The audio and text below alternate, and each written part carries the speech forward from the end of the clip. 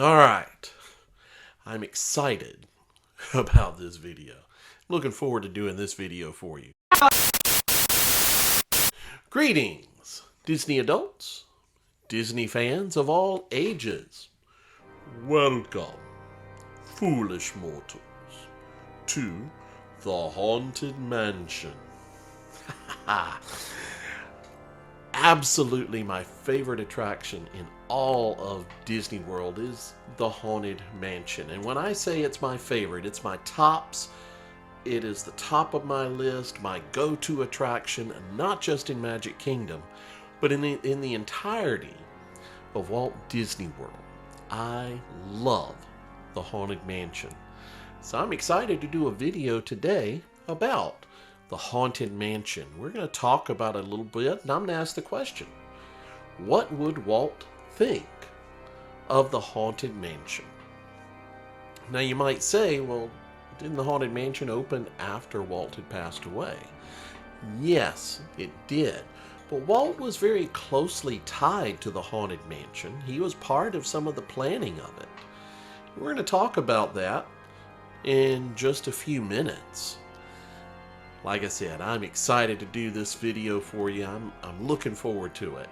And like always, before we ask any questions, before we talk about anything, we need to go back in time and explore some of the history. Where did the Haunted Mansion come from? So, let's start there as we go back in time. Mark, I want you to meet Julie Ream. Mark Davis. Very nice to Julie is Miss Disneyland Tencennial. And Mark Davis is the master in charge of our House of Illusions, or what do we call it? A haunted mansion. Haunted Mansion and Supernatural. Oh. Roland, I want you to meet Julie Ream. She is Miss Disneyland Tencennial. This is Roland Crump, who for the project here is sort of acting as the interior decorator of a house of illusion. What do we call it? Museum of the Weird. Museum of the Weird. Will you tell her about some of these things? I'll come right over here and I'll show you where you're going to meet the ghosts. This is a little scale model now of the Disneyland area. You've seen this many times, but we haven't got the ghosts in there yet. But we're out collecting the ghosts. We're going to bring ghosts from all over the world. And we're making it very attractive to them, hoping, they'll want to come and stay at Disneyland. So we're putting in wall-to-wall cobwebs, and we guarantee them creaking doors and creaking floors. That video was from a 1965 episode of Walt Disney's Wonderful World of Color. The story of the Haunted Mansion actually goes back much farther back than that. We go all the way back to around the year 1951.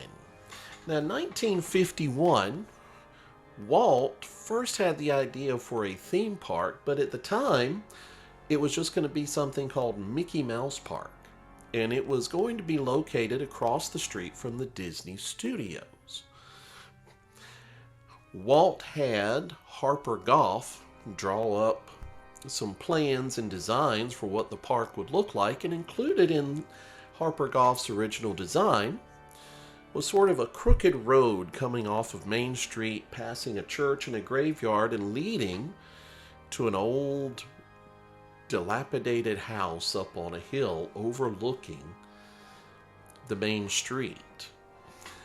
Later on, after Disneyland had been built, Walt asked Imagineer Ken Anderson to kind of take those original designs and start working on them and trying to develop Harper Goff's original ideas for New Orleans Square. New Orleans Square was a new land that was going to be located between Adventureland and Frontierland. And Walt asked Ken Anderson to develop these plans for some sort of attraction that would be there. Now, at the time, it was supposed to be a walk-through attraction. New Orleans Square appeared on the souvenir map in the early days and promised a thieves' market, a pirate wax museum, and a haunted house walkthrough. You see, the original haunted house was going to be a walkthrough exhibit. As opposed to riding in, you would separate into small groups and view the various exhibits that way. Later on, Imagineers Raleigh Crump and Yale Gracie recreated some of Ken Anderson's ideas at WED Studios. Now, in 1961, Disneyland announced that the Haunted Mansion would open in 1963, and indeed, they built the building. So the exterior of the Haunted Mansion was actually completed in 1963. The only thing is you couldn't do anything. You couldn't ride it. And it actually wouldn't be open until 1969. Why the big gap? Why the 6-year gap? We thought we had it bad with Tron. However, let's talk about why there was such a long gap between when the building was completed and when the attraction itself actually opened. Remember, 1964, 1965, Walt Disney had the company wrapped up in the New York World's Fair, which gave us such wonderful attractions as It's a Small World and the Carousel of Progress. But of course, that was taking up a lot of his Imagineers' time and energy, and so Haunted Mansion kind of got put to the back burner. And then later on, after Walt's death in 1966, the Imagineers kind of started revisioning exactly what the Haunted Mansion would look like. Now, Walt had tasked 2 other Imagineers. Check out how many Imagineers are working on this attraction.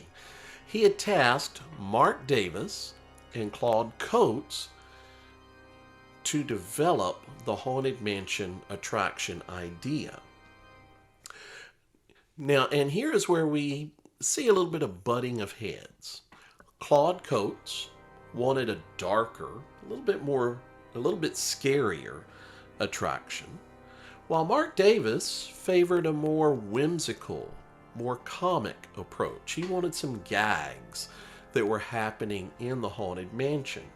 Mark Davis was the same guy that gave us Pirates of the Caribbean, so we see a lot of overlap there. It was Ex Atencio, another great Imagineer, who solved the dispute by basically taking both ideas and working them into the same attraction. The first part of the attraction is a little darker, a little scarier, kind of like Claude Coates' vision, while the second half of the attraction is lighter, more comical, in keeping with Mark Davis's idea. Now again, the original plans was that it would be a walk-through attraction. Now there's a problem with walk-through attractions in that they're very high capacity, or they're very low capacity, I should say.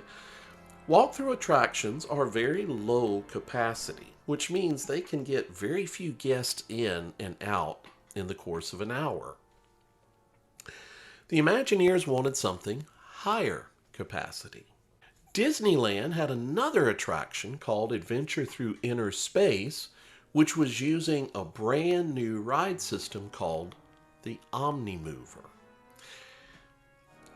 Now, Disney attractions, such as, say, Alice in Wonderland, Mr. Toad's Wild Ride, used a fairly standard track system.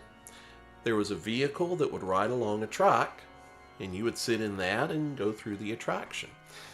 Only thing is you went wherever the track went. If the track went forward, you went forward. If the track went left, you went left. If the track went right, you went right. If the track went up or down, you too followed suit. You went up or down. And pretty much you were always facing forward. Now you could look around, and Imagineers had to make sure that everything was themed, so the person who's over there going like this is seeing what the Imagineers want them to see. The Omnimover system, however, was a little bit different animal. The wonder of the Omnimover is you can move each individual vehicle and face it whatever direction you want. You want to turn it to the right? You can. You want to turn it to the left? You can. You want to turn it backwards? You can. And for the Haunted Mansion, they said, here is something perfect. They created what's called a dune buggy, and the cool part about the dune buggy is you're completely surrounded. You can only see out the front. You can't see to the right or left. You can't see behind you. Really can't see above you. You can only see in front of you. So Imagineers could literally point you wherever they wanted you to look. And it made for a great attraction. And it was very high capacity because the track never stops moving. That's why you've got to get on that moving conveyor belt, because the cars are never supposed to stop. And we know, as you know as well as I do, they do stop. It's typical when you get on the Haunted Mansion to have it stop at least once. We have been unavoidably detained by pranky spirits. Kindly remain seated in your doom buggy. We will continue our tour in just a moment. But nonetheless, the idea is there, and it creates a high-capacity attraction. It was the genius of Imagineers such as Raleigh Crump and Yale Gracie, Claude Coates, and Mark Davis, and of course ex Atencio, Xavier Atencio, who worked so hard to bring all of these ideas together into one fantastic ride. Let's not forget, it was also ex Atencio who wrote the dialogue. So when you hear the ghost host, "Welcome, foolish mortals," and of course the best line in the entire ride, "Your cadaverous pallor betrays an aura or foreboding." What great lines. He also wrote the lyrics to Grim Grinning Ghost, which is the song that you hear during the entire ride. To me, Haunted Mansion is just the perfect ride. The perfect blending of dark with comedy. It is family friendly unless you have really young children. If you have very young children, toddlers, they may not enjoy Haunted Mansion as much, but pretty much everyone else can enjoy the Haunted Mansion. It is a great, great ride. What would Walt think? I think Walt would agree. I think Walt would look at that attraction and say, this is why we built the park, was for attractions such as this. It is a great way to see how the Imagineers can work so very well together to create something absolutely wonderful. Okay, enough of my gushing over Haunted Mansion. Tell me what you think. Do you like the Haunted Mansion? Is it one of your top rides? Is it one of your bottom rides? Can't imagine that, but to each his own. What are your favorite attractions at Disney World? And tell me, what's something you think I should discuss? What should I ask the question, what would Walt think about what? Let me know in the comments below. Give me a like, give me a subscribe. Thank you so very much for watching this video, and I hope to see you real soon at Disney World.